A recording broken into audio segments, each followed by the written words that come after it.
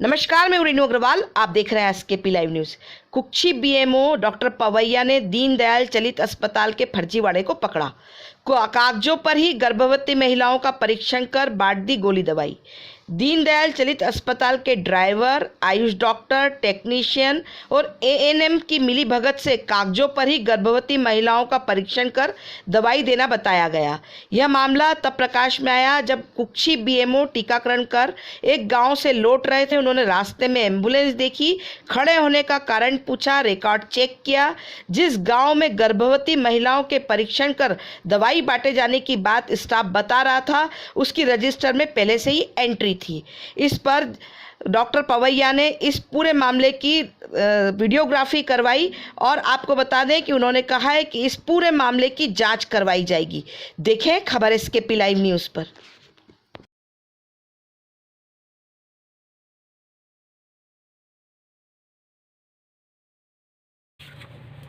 3 बज रहे हैं, है ना? और 3 बजे के बाद आप कौन से गांव जाने वाले हो? सर अभी वहाँ जाएंगे तलवाड़ा आप जाओगे, ठीक है ना?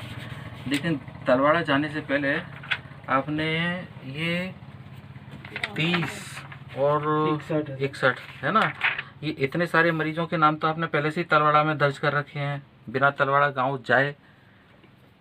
वो क्या कारण है? आप अभी तलवाड़ा नहीं गए, बावजूद आपने तलवाड़ा के मरीजों के नाम इसमें चढ़ाए हुए हैं। वो क्यों? मेरी बात का जवाब दीजिए, समझिए ना आप मैं क्या पूछना चाहता हूँ। सर वो गांव का नाम डाल दिए सर। गांव के नाम डाल दिए हैं? हाँ। अच्छा, तो उस गांव में अभी गए तो नहीं ना आप? आप जाएंगे, अब जाओगे, जी सर। ठीक है। अच्छा ये बताइए कि इसमें से आपने गर्भवती महिलाएं कितनी देखी? नहीं देखी हैं। तो ये नाम आपको कहाँ से मिले? ये आंगनवाड़ी से। आंगनवाड़ी से। इनका परीक्षण तो नहीं किया ना आपने? नहीं सर। अच्छा, सर कल चलित अस्पताल वाला एक मामला सामने आया था जिसका वीडियो वायरल हुआ है। सर क्या था पूरा मामला?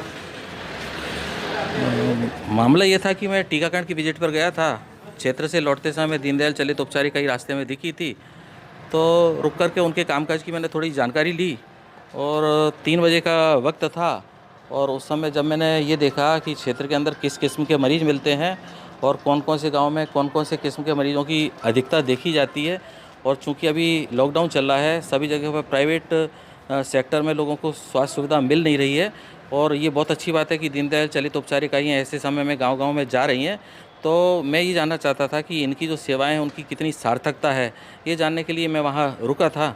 और रुकने पर मैंने ये देखा कि उन्होंने ये कहा कि बोले अब हम यहाँ से फील्ड में जा रहे हैं, एक गांव कवर करके गए हैं और आगे वाला जो गांव है तलवाड़ा, वहाँ के लिए हम जो है जा रहे हैं।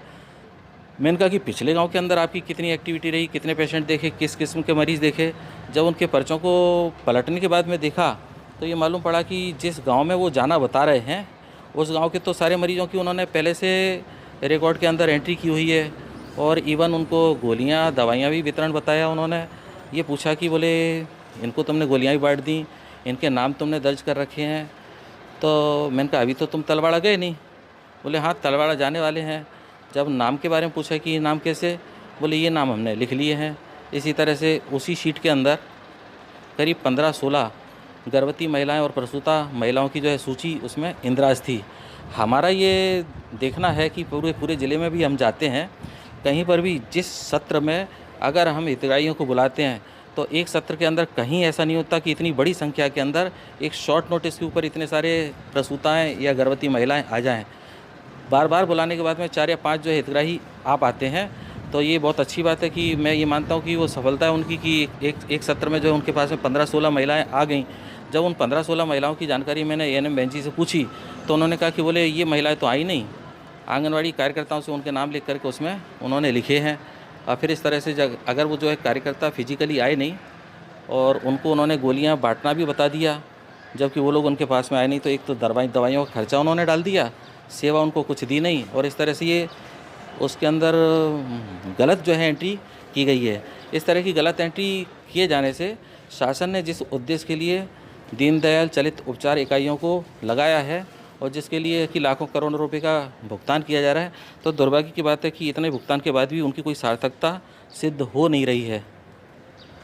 ये जो है कल की घटना के बारे में मेरा ओपिनियन है। सर उन लोगों के ऊपर कोई कार्रवाई हुई? और कार्रवाई के लिए तो देखें निश्चित तौर से कार्रवाई तो होना चाहिए।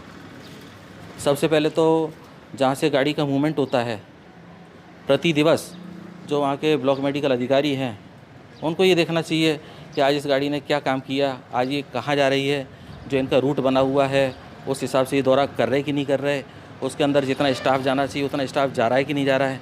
इन सब चीज़ों को देखने की जवाबदारी ब्लॉक मेडिकल ऑफिसर की है। संभव है कि व्यस्तता की वजह से वो इन सब चीज़ों को नहीं देख सकते हों, लेकिन इसके अलावा उनके अधीनस्थ अधिकारी हैं, उनकी भी उतनी ही जवाबदारी बनती है, क्योंकि सब जगह पर विकासखंड चिकित्सा अधिकारी बहुत ज़्यादा व्यस्त रहते हैं। तो अन्य व्यक्तियों को भी इस चीज़ की मॉनिटरिंग करना चाहिए। और मैं ये मानता हूँ कि इसकी मॉनिटरिंग के साथ साथ अगर क्षेत्र की जनता भी इतनी जागरूक रहेगी तो इस तरह की जो बुराइयां जो शुरू में निश्चित तौर से एक छोटे रूप में होती हैं, आगे जाकर के फिर जो है बड़ा रूप ले लेती हैं, तो उसको प्रथम दिन से ही उनको रोका जाना चाहिए।